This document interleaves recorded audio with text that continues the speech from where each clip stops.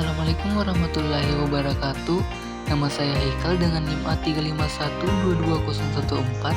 Saya akan membawakan materi tentang analisis lingkungan dan sumber daya alam.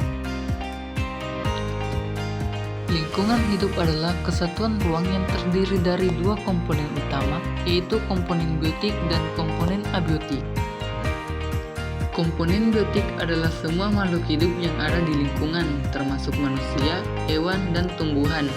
Manusia sebagai pengolah dan pengguna sumber daya, hewan berperan dalam ekosistem sebagai predator, herbivora, dan pengurai, sedangkan tumbuhan sebagai produsen yang memproduksi oksigen dan makanan melalui fotosintesis. Komponen abiotik adalah unsur-unsur tak hidup yang mendukung kehidupan seperti tanah, air, udara, dan cahaya matahari. Tanah sebagai tempat tumbuhnya tanaman dan habitat bagi banyak organisme.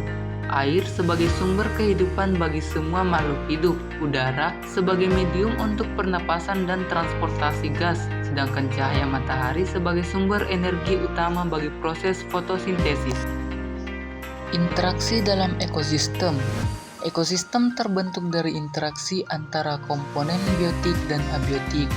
Interaksi ini menciptakan hubungan yang kompleks dan dinamis, di mana perubahan pada suatu komponen dapat mempengaruhi keseimbangan keseluruhan ekosistem. Misalnya, jika populasi hewan tertentu meningkat, hal ini dapat mempengaruhi jumlah tumbuhan karena konsumsi berlebihan. Keseimbangan ekosistem sangat penting untuk menjaga kelangsungan hidup berbagai spesies. Ketidakseimbangan dapat menyebabkan masalah lingkungan seperti kepunahan spesies atau kerusakan habitat.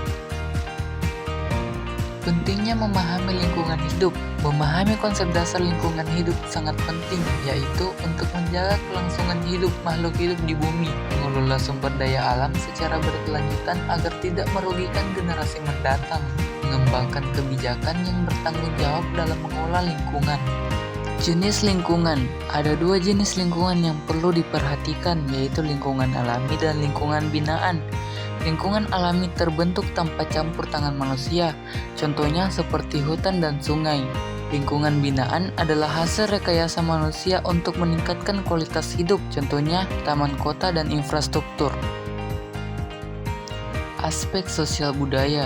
Interaksi manusia dengan lingkungan tidak hanya melibatkan komponen fisik, tetapi juga aspek sosial budaya. Cara pandang masyarakat terhadap lingkungan dan kebijakan pengolahan sumber daya alam sangat mempengaruhi keberhasilan dalam menjaga keseimbangan ekosistem. Aspek sosial budaya dalam interaksi dengan lingkungan. 1. Pengaruh cara pandang masyarakat. Pandangan masyarakat terhadap lingkungan sangat mempengaruhi bagaimana mereka berinteraksi dengan sumber daya alam.